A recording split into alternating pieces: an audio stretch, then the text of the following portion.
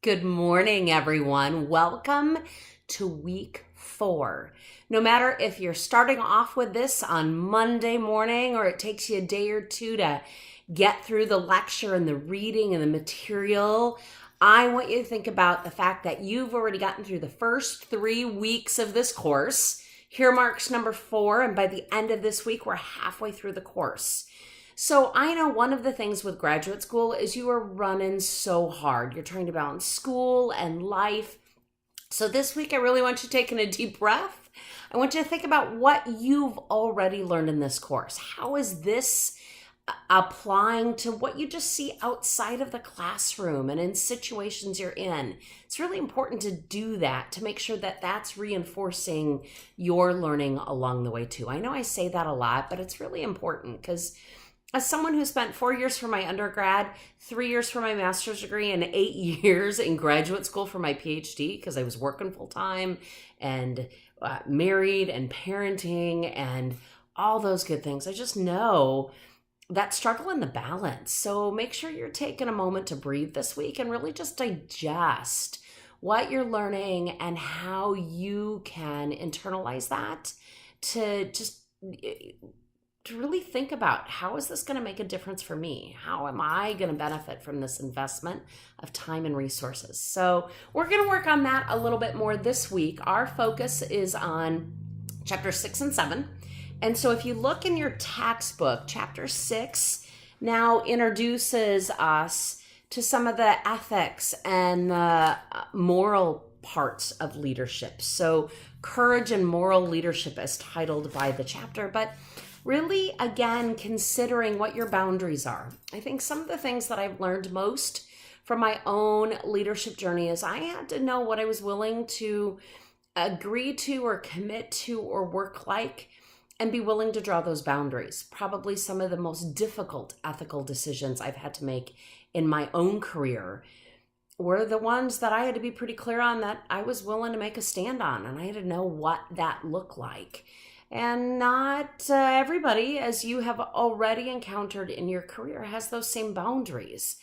And in the moment when those boundaries are being tested, you need to know where you stand and what you're willing to do and willing not to do.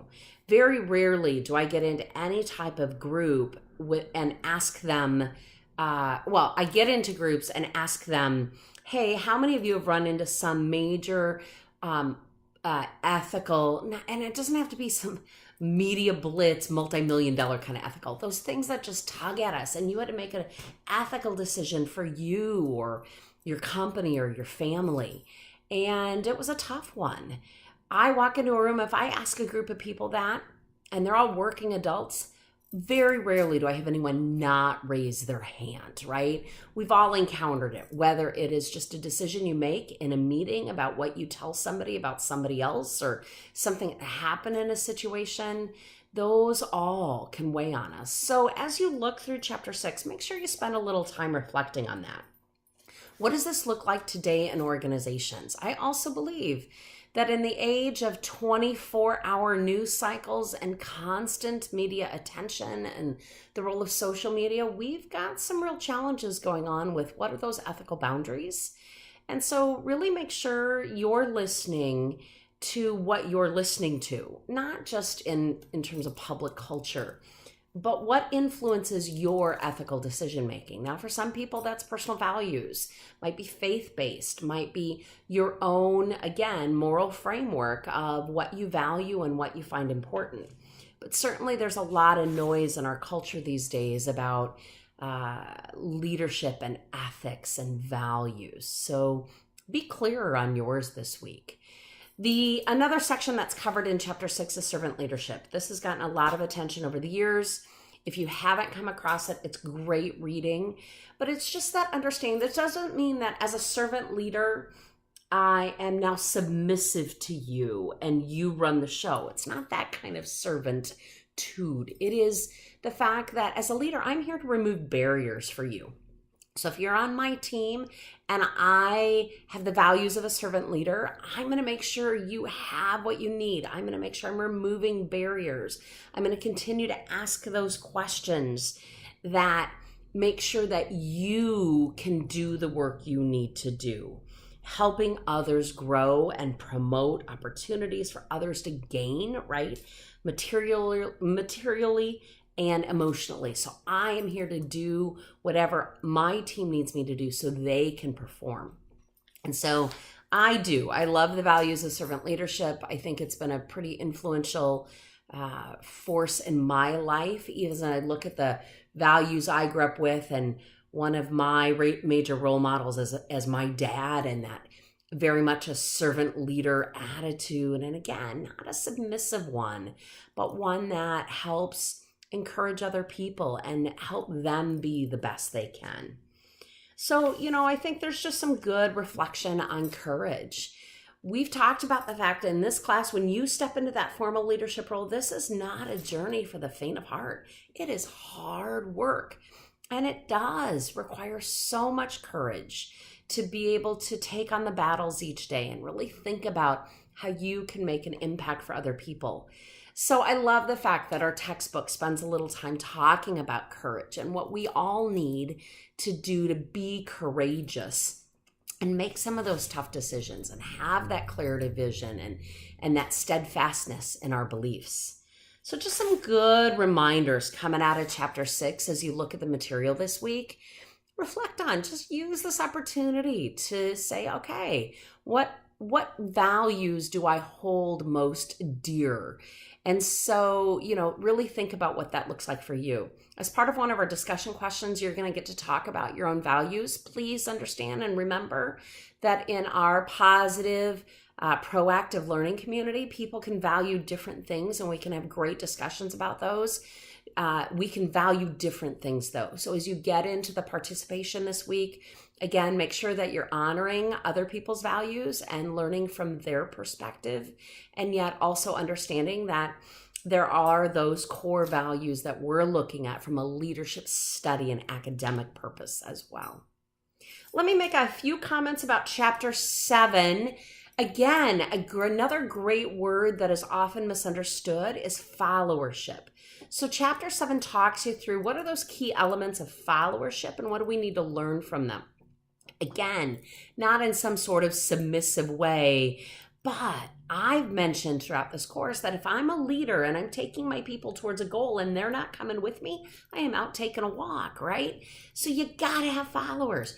You gotta have people coming with you. So this looks at that element of followership, right?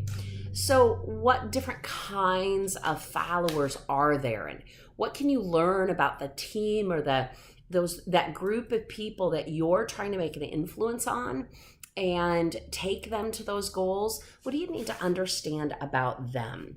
I think there's a really important section in here called managing up.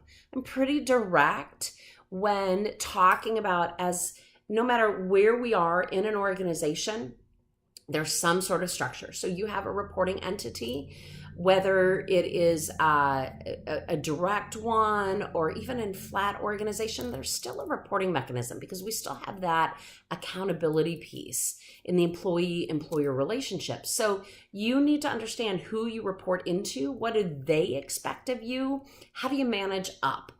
And so it takes some good insight and practice to really think about, what does my boss expect from me? How can I be the best professional? And there are some challenges with that because not everybody we report into may be a good leader. Maybe you have to manage them just as much or maybe even more than your own team because there's some behaviors or some experience or some viewpoints there that are difficult for you to understand, or maybe they're not doing a good job of it. So John Maxwell popularized the idea of law of the lid, which meant if you report into somebody who's not growing, who is stagnant, who is blocking you, maybe they're just not a good leader, but they've moved into a role where they've settled right there and they're not growing their team. Law of the lid is, I am never going to move beyond them developmentally. So I've got to be able to pull some development from other sources. So maybe that's I mentor with other people. I go back to grad school. I read some good books and push on my own learning and development. I develop my team. But the law of the lid is that you're never going to go past that person developmentally unless you get that fed from some other source. So take a look at that managing up section, because I think it's got some real lessons for us. I want you known as awesome professionals. I want you known as growing and reaching professionals. Doesn't matter by job title. I want you to be the best you can be.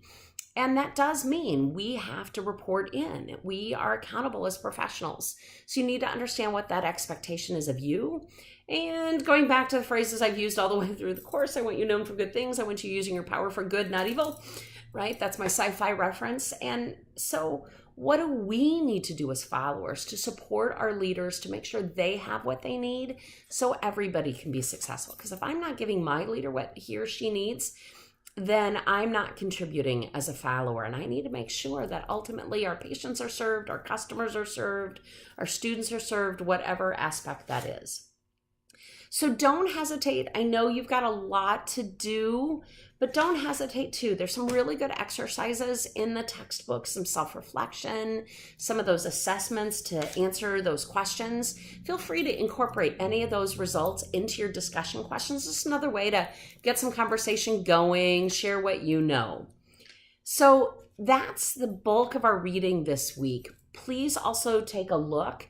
The assignment this week is different. So weeks 4, 6, and 8 are going to be focused on a research paper that you're going to be writing me.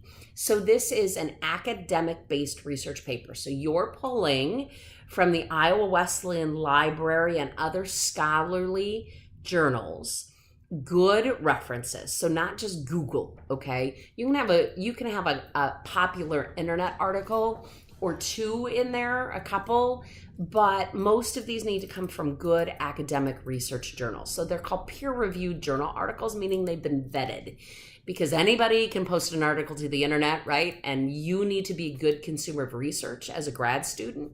So I want to make sure that you're pulling from good sources. You're going to be working on a research paper. Week 4, you're going to generate your idea and you're going to start doing some research and some writing. And that's where I'm looking for a page or two. It can be pretty rough, but I want you to start pulling some references. I want you to start pulling some ideas together. I'm going to give you feedback right away, and then you're going to use those towards your week 6 paper to probably get about 5 or 6 pages written total. And then by the time you polish it and finish it up week 8, we're at that probably 8-page mark. And you get to pick the topic. So pick something in leadership related to this course, right? It's got to be related to this course that you want to dig in deeper to. So I listed some sample topics. Don't feel like you have to use those, but find something. Dig into it. Maybe it's a followership piece. Maybe it's the managing up piece. Maybe it was that emotional intelligence piece. Maybe it's leading across the generations. So many ideas in our textbook. You can take one of those ideas and go focus on it. Do something that's going to help your own leadership growth. So I am happy to answer any other questions about that research paper. Here's what I would recommend doing. Week 4 and 6 refer to the material in week 8. So go to week 8, pull up the final research paper requirements so you know what the goal is, and then back it up to week 4. So this week you're going to write me, it doesn't have to be more than 2 pages, 1 to 2 pages, starting to develop your ideas. It doesn't have to be full paragraph form. Maybe you're picking multiple generations and leading across the generations, and you're going to start listing out some of your ideas. I just want to know what your topic is. I want you to pull a couple of references, and I want you to start outlining it or giving me some ideas of what you're going to look at. The more you write, the more feedback I'm going to give you that you can use towards week 6. So procrastinators, those of you who get really fired up to do great work in the last minute, I'm going to push you to work on it. Some of it this week, some of it week 6, and then to finish it up week 8. The more you write me earlier, the more feedback I can give you. This is third person. There shouldn't be a lot of I's, you's, and we's in it. You can use a couple of personal examples, but the idea behind this is you're going to go to the research as a grad student, look at what the data says, and tell me what you learned about it. So there's lots of great content to come up.